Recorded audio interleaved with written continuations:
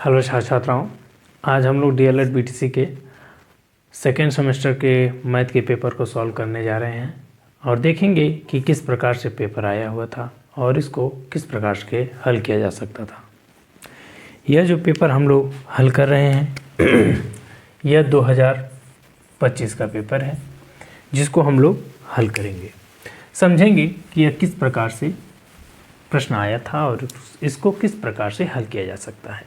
जैसे पहला नंबर का जो क्वेश्चन नंबर 6 है, वह प्रश्न पूछ रहा है, कह रहा है कि एक घन मीटर, क्या बोला है कि घन मीटर को घन सेंटीमीटर में क्या करना है, परिवर्तित करना है, मतलब बदलना है।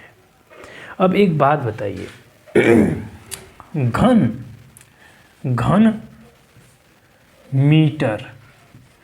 मीटर का मतलब यह होता है, इसका मतलब यह हो गया कि मान लीजिए कि एक है तो उसका कितनी बार, 3 बार गुणा किया गया होगा। समझ में आया कि नहीं आया। और यह बोल रहा है कि मीटर है, क्या बोला है कि मीटर को बदलना है किस में, सेंटीमीटर में।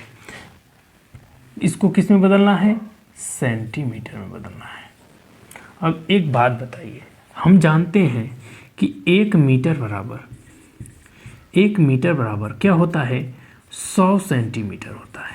क्या होता है, 100 सेंटीमीटर होता है। तो अब यहाँ पर हम देख पा रहे हैं कि इस घन मीटर को इस प्रकार से लिखा गया होगा ना। तो क्या हम लोग एक जो यहाँ पर मीटर है, मतलब इसको हम लोग इस प्रकार, यह वाली प्रक्रिया इस प्रकार से हुई होगी कि 1 मीटर गुणे 1 मीटर गुणे 1 मीटर, इस प्रकार से हुई होगी। तो हमको बदलना है सेंटीमीटर। तो जहाँ जहाँ पर 1 लिखा है उसको क्या लिखना पड़ेगा, 100 लिखना होगा। 100 गुणे 100। अब यहाँ पर जब हम पाएंगे क्या, 2 2 4 2 6, मतलब कि क्या आ गया, गुणा करने पर 6 जीरो बन गया, मतलब इकाई, दहाई, सैकड़ा, हजार, 10,000, लाख। 10 लाख जो है, अब यह किसमें बना, घन सेंटीमीटर में बना। ठीक है, आया समझ में। क्या बोला है कि एक घन सेंटीमीटर को क्या है, एक घन मीटर को घन सेंटीमीटर में बदलने के लिए हम लोग इस प्रकार से बदल सकते हैं। समझ में आया कि नहीं आया। इस प्रकार से हम इसको बदल सकते हैं। जहाँ पर जो प्रश्न आपको समझ में नहीं आए, आप तुरंत पूछ सकते हैं। समझ में आया कि नहीं आया। अब चलते हैं हम लोग अगले प्रश्न को, जो प्रश्न नंबर 7 दिया है। देखते हैं कि प्रश्न नंबर 7 किस प्रकार से पूछा गया था और प्रश्न नंबर 7 को हम किस प्रकार से हल कर सकते थे। प्रश्न नंबर 7 कहता है कि 25 सेंटीमीटर भुजा वाले वर्ग, एक जो वर्ग है, एक वर्ग है, वर्ग का मतलब क्या होता है, जिसकी चारों भुजा समान होती है, उसको हम क्या कहते हैं, वर्ग कहते हैं। और प्रत्येक पे 90 डिग्री का कोण होता है। समझ में कि नहीं है। तो अब यहाँ पर क्या बोल रहा है कि 25 सेंटीमीटर, इसका मतलब ये भी 25 होगा, ये भी 25 होगा। समझ में आया कि नहीं। कह रहा है से 5 सेंटीमीटर भुजा वाले कितने वर्ग काटे जा सकते हैं। तो अभी इसको हमको बदलना है किस में, 5 सेंटीमीटर वाले में। समझ में आया कि नहीं आया। तो अब एक बात बताइए, हम ऐसा इस प्रकार से कर सकते हैं या तो हम इसको हल करेंगे। तो चलिए सबसे पहले हम हल करते हैं। तो हम जानते हैं क्या चीज़, कि भुजा जो है वर्ग का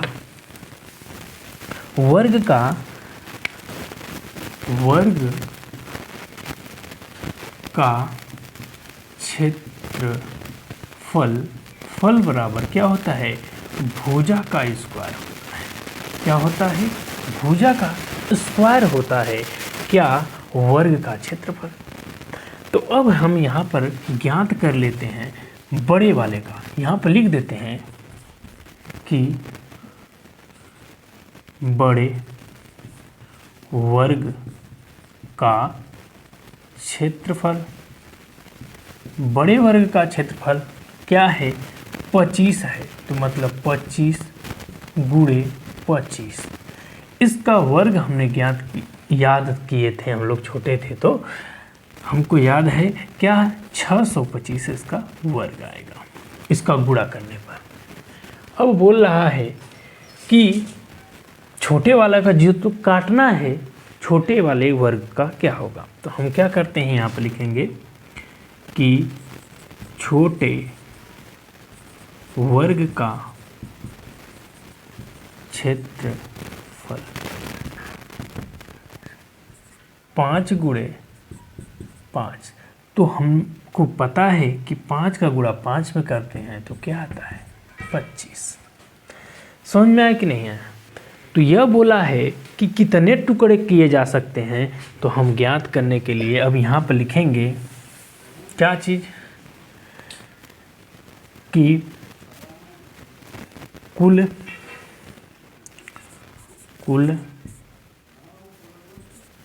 टुकड़ों की संख्या बराबर क्या है, बड़े वर्ग का क्षेत्रफल बटे छोटे वर्ग का क्षेत्रफल।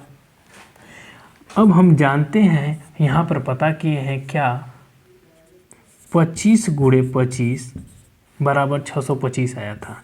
हम आसानी से काटने के लिए इसको पूरा ही लिख दिए हैं। तो 25 गुणे 25, यहाँ छोटे वाले का वर्ग का क्षेत्रफल क्या आया था, 25 आया था। तो 25 से 25 कट गया तो यहाँ पर आ गया 25। अतः हम लिख देंगे कि कुल जो है कितने वर्ग के टुकड़ों में काटा जा सकता है। तो यहाँ पर लिख सकते हैं, अतः क्या कितने वर्ग के, तो 25 वर्ग के टुकड़ों में काटा जा सकता है। समझ में आया कि नहीं। अतः हमने ज्ञात कर लिया कि हम लोग 25 सेंटीमीटर भुजा वाले वर्ग को अगर 5 सेंटीमीटर भुजा वाले वर्ग में काटेंगे तो हम लोग पाएंगे कि उतने भुजा 25 टुकड़े जो है उस वर्ग के हो जाएंगे। समझ में आया कि नहीं आया। चलते हैं हम लोग अगले प्रश्न की तरफ। अगला प्रश्न क्या कहता है, अगला प्रश्न क्या कह रहा है देखते हैं और उसको समझ के उसको हल करने का प्रयास करते हैं। प्रश्न नंबर 8 कहता है, क्या कह रहा है कि निम्नलिखित आंकड़ों से टैली चिन्ह लगाकर क्या करें, संख्याओं की बारंबारता ज्ञात कीजिए। टैली चिन्ह लगाने के लिए बोल दिया है, ठीक है। वैसे तो ज्ञात करते तो हम बहुत आसानी से बता दे सकते थे, लेकिन ये टैली चिन्ह लगाने के लिए बोल दिया है। तो हम लोग क्या करते हैं, सबसे पहले इन आंकड़ों को लिख लेते हैं और टैली चिन्ह बना लेते हैं, ठीक है। यहाँ पर पहले क्या है, 5 दिया है, 6 दिया है, उसके बाद 8 दिया है, 13 दिया है, 8 दिया है, फिर 8 दिया है, फिर 5 है, 5 है, फिर 13 है, फिर 8 है। इस प्रकार के अंक दिए हुए हैं। तो हम क्या करते हैं, पहले लिख लेते हैं और उनका एक टैली चिन्ह बना लेते हैं। कोई भी टैली चिन्ह, कोई भी चिन्ह बना लेते हैं कि वो कितने के बराबर है, ठीक है। तो हम क्या करते हैं, यहाँ पर ये लिखा हुआ है 5, ये है 6, ये है 8, 5 8, फिर ये है 13। 5 लिख दिए हैं, 6 लिख दिए हैं, 8 लिख दिए हैं, 13 लिख दिए हैं, 8 5 13, ये सही है। ठीक है, अब हम क्या करते हैं, यह बोल रहा है, ठीक है, ये कह रहा है कि टेली चिन्ह द्वारा बताइए। ठीक है, तो अब हम यहाँ पर लिखें, ये देखिए 5 एक गो है, 5 दो गो है, तो यहाँ पर लिख देंगे कि ये 5 दो गो हो गया। ठीक है, अब आगे लिखा हुआ है कि 6 का गो है, 6 एक है, तो 1 लिख दिए। फिर क्या लिखा है, 8, 8 का गो 1 गो 2 गो 3 गो 8 है, तो इस प्रकार से 3 गो 8 कर लेंगे। फिर उसके बाद 13 का 1 2 2 13 है, 2 13। अब सबसे ज़्यादा कौन सी संख्या आएगी, वही तो बारंबारता का क्या होगा, बारंबारता का जो है बहुलक होगा ना। बहुलक ज्ञात करने के लिए बोला है कि क्या ज्ञात करने के लिए, क्वेश्चन अपूर्ण लग रहा है मुझे, लेकिन अगर बाय चांस ये बहुलक पूछा होता सपोज दैट, तो हम इसका बहुलक ज्ञात करते हैं, तो सबसे ज़्यादा जो संख्या आई रहती है उसी को हम बता देते हैं कि यह बहुलक है। ठीक है, शायद ये पूरा है, तो ये टैली चिन्ह के पूछा होगा करने के लिए, तो हमने टैली चिन्ह इनका बना दिया है। बस यही बताना था। अगर यहाँ पर बहुलक ज्ञात करने के लिए होता तो हम बता देते कि 8 इसमें बहुलक है। समझ में आया कि नहीं आया? चलिए हम लोग अगले प्रश्न की तरफ चलते हैं, देखते हैं कि अगला प्रश्न क्या कह रहा है, उसको किस प्रकार से हल किया जा सकता है। समझ में आया कि नहीं आया? अगला प्रश्न कह रहा है कि जो बीजगणितीय व्यंजक है, क्या है व्यंजक, कौन है 5x², ये सभी को क्या करना है, को सरल कीजिए। मतलब हम इसको जुड़ता है तो जोड़ दें, घटता है तो घटा दें, जो इच्छा है वो कर लें। अब यहाँ पर हम सबसे पहले प्रश्न लिख लेते हैं। प्रश्न क्या कह रहा है कि 5² plus 7x plus 8z plus 3xy, फिर उसके बाद है माइनस 7x² गुणे 2x² माइनस 6z प्लस 10। अब यहाँ पर जो भी दिखाई दे रहा है आपको, सबसे पहला कार्य करते हैं, हम लोग को पता है कि जब भी सरल करें तो हमको याद रहे कि सबसे पहले हम लोग को रेखा कोष्ठक हल करना रहता है, फिर उसके बाद छोटा कोष्ठक, उसके बाद मझला, फिर बड़ा कोष्ठक हल करते हैं। लेकिन यहाँ पर कोष्ठक नहीं है तो भी हमें एक चीज़ का और का ध्यान देना पड़ता है सरलीकरण में। सबसे पहले हमको भाग करनी होती है, फिर उसके बाद गुणा करना होता है, फिर उसके बाद जोड़ना होता है, फिर उसके बाद घटाना होता है। समझ में आया कि नहीं? तो यह प्रक्रिया होती है किसी भी सरलीकरण को हल करने की, तो हम इसको इस प्रकार से हल करते हैं। समझ में आया कि नहीं आया? तो अब यहाँ पर सबसे पहले गुणा दिख रहा है तो गुणा कर लेते हैं, तो गुणा कर लेते हैं, सबको उतार लेते हैं। सबसे पहले x plus 7xy plus 8z plus 3xy। अब यहाँ पर एक गुणे का चिन्ह है, ठीक है। हो सकता है कि मैं इस प्रश्न को गलत उतारा हूँ, अगर गलत उतारा होगा को भी कोई बात नहीं, यहाँ पर गुणे का चिन्ह की जगह पे हो सकता है कि धन का चिन्ह हो, लेकिन अगर गुणे का चिन्ह है तो गुणा करें। जो भी आप नियम को समझिए, नियम को समझ जाएंगे तो सवाल आप कर पाएंगे, ठीक है।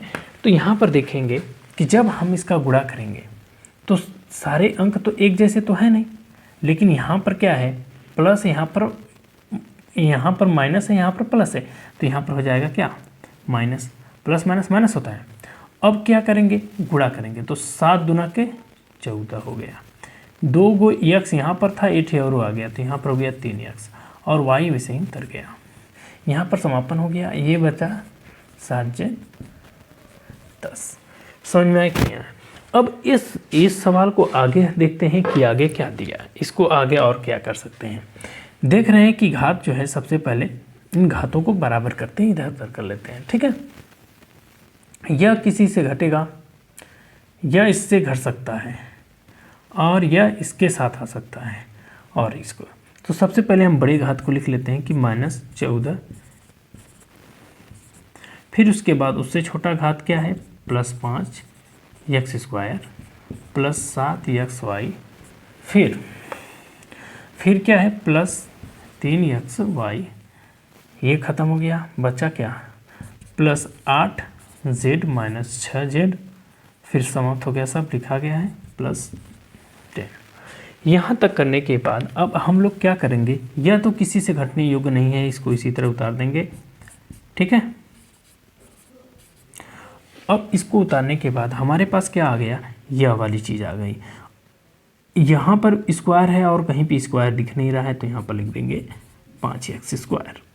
अब यहाँ पर क्या है, 7xy दिया है और 3xy है। जब ये दोनों प्लस हैं तो प्लस जब जुड़ेंगे तो क्या आ जाएगा, 10xy हो गया। समझ में आ रहा है कि नहीं आ रहा है। आगे देखेंगे कि यहाँ पर क्या दिख रहा है, प्लस 8 दिख रहा है, यहाँ पर माइनस 6 दिख रहा है। तो अभी दोनों को घटा देंगे, तो घटाने के बाद आएगा क्या, 8z, ठीक है। फिर उसके बाद ये प्लस 10, ये उतर गया। अब इससे ज़्यादा सरलीकरण कर पाना संभव नहीं लग रहा है, तो यही क्या होगा, आंसर होगा।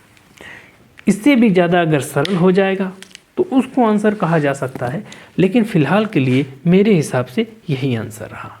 समझ में आया कि नहीं आया। चलते हैं हम लोग अगले प्रश्न की तरफ। देखिए, जो भी प्रश्न आपको समझ में नहीं आए आप तुरंत पूछिए कमेंट द्वारा, या फिर आप लोग कहीं पे हैं तुरंत आप किसी भी प्रश्न पे बता दीजिएंगे कि ये बताइए, तो हम बता देंगे। चलिए हम लोग क्या करते हैं, अगले प्रश्न की तरफ चलते हैं। अगला प्रश्न क्या कहता है, देखते हैं, अगले प्रश्न को हल करते हैं। अगला प्रश्न में एक डिफिनेशन दिया हुआ है, पूछा है कि आप क्या करिए कि परिमेय संख्या की क्या करिए, परिभाषा लिखिए। परिमेय संख्या की परिभाषा, परिमेय संख्या वह संख्या होती है जिस संख्या को हम P/Q के रूप में लिख सकते हैं, उसको बोलते हैं परिमेय संख्या। परिमेय संख्या सदैव जो है P/Q के रूप में होती है। P और Q दोनों पूर्णांक होता है, लेकिन Q कभी भी 0 नहीं हो सकता, मतलब Q कभी शून्य नहीं हो सकता है, ठीक है। इसको हम लोग लिख देते हैं, क्या चीज़, परिमेय संख्या वह संख्या होती है जिसे हम P/Q के रूप में लिख सकते हैं, जिसे हम क्या कर सकते हैं, P/Q के रूप में लिखा जा सकता है, जहाँ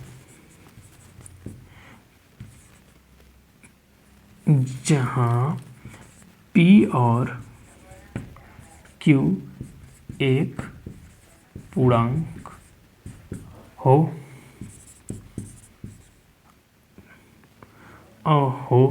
तथा Q बराबर 0 हो।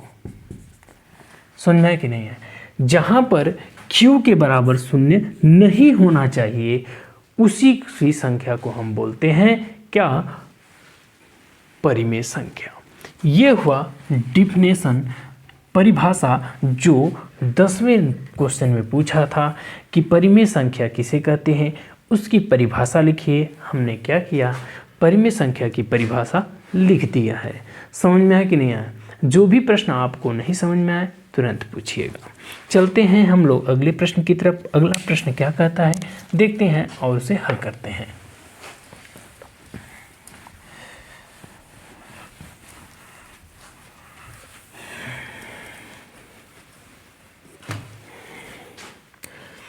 प्रश्न नंबर 11 कहता है कि क्या करिए, इस गुणनखंड को क्या करिए, हल कीजिए। तो यह गुणनखंड क्या दिया है, गुणनखंड दिया है कि a के घाते 5 b माइनस a के घाते कुछ नहीं है, b के घाते 5 है। इसको क्या करना है, गुणनखंड हल करना है। इस गुणनखंड को क्या करना है, हमें हल करना है। तो जो हो सकता है वो करेंगे। देखेंगे यहाँ पर 5 गो a है और यहाँ पर a गो a है, तो एक ही a कॉमन हो सकता है, और यहाँ पर a गो b है, यहाँ पर 5 गो b है, तो एक ही b को कॉमन किया जा सकता है। यहाँ से पूरा a क्या हो गया, b कट गया, a कट गया, यहाँ पर बचा क्या, a अभी 5 में से 1 गया तो क्या बचा 4, यहाँ पर माइनस का चिन्ह है तो माइनस का चिन्ह, a से 1 कट गया, यहाँ पर क्या बचा b, और b से 1 भी कट गया है, यहाँ पर बचा 4। अब यहाँ पर हमें एक चीज़ और दिखाई दे रही है, यहाँ पर हमें सूत्र एक याद आ रहा है। वह सूत्र क्या है जो हमने बचपन में पढ़ा था कि a square minus b square बराबर होता है a प्लस बी और a माइनस बी कोष्ठक में। यह जो है सूत्र यहाँ पर लगने योग्य है, तो हम क्या करते हैं, इस सूत्र को लगा देते हैं। समझ में आया कि नहीं आया? तो अब हम इस सूत्र को लगाने के लिए सबसे पहले हम क्या करते हैं कि a के स्क्वायर का स्क्वायर कर देते हैं, ठीक है। a के स्क्वायर का स्क्वायर माइनस b के स्क्वायर का स्क्वायर कोष्ठक बंद। लिखेंगे क्या, a square minus b square फिर a square plus b square कोष्ठक बंद। अब यहाँ पर भी तो वही चीज़ दिख रहा है। अब यहाँ इसको भी हम लोग क्या करते हैं, आगे तोड़ लेते हैं। तो हम पाएंगे क्या कि एक में प्लस में लिख देंगे, एक को माइनस में लिख देंगे।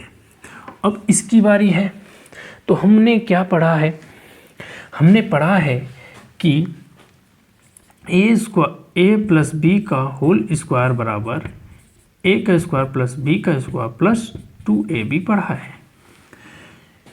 तो यहाँ पर घात दिख रही है। अगर हम इसको पक्षांतर कर देंगे तो क्या हम यहाँ यह नहीं पाएंगे कि a का स्क्वायर प्लस b का स्क्वायर बराबर क्या है, a प्लस बी का होल स्क्वायर माइनस 2ab। क्या हम ये नहीं पाएंगे? यह दिखाई दे रहा है, तो इसको भी हम लोग यहाँ पर लिख सकते हैं, ठीक है। तो यहाँ पर लिख सकते हैं। ये जो सारी प्रक्रियाएं की जा रही हैं, अब आगे प्रक्रिया करेंगे। क्या चीज़, यह लिखें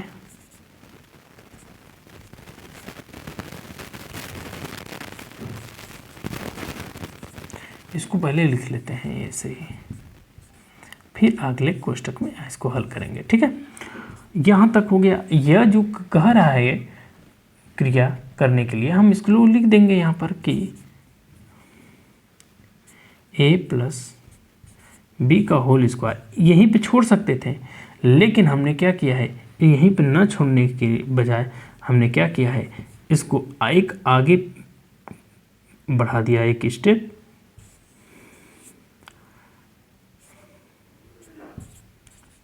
बस इससे ज़्यादा और कुछ नहीं करना है। बस यहाँ पर आप छोड़ देंगे, यहीं पे छोड़ देंगे, फिर भी ये भी आंसर सही होगा। यहाँ तक कर सकते हैं तो कर दे, अन्यथा यहीं पे छोड़ सकते थे। समझ में आया कि नहीं? देखिए, जब भी किसी भी प्रकार की समस्या हो, आप तुरंत पूछें, हम आपको तुरंत बताने का प्रयास करेंगे।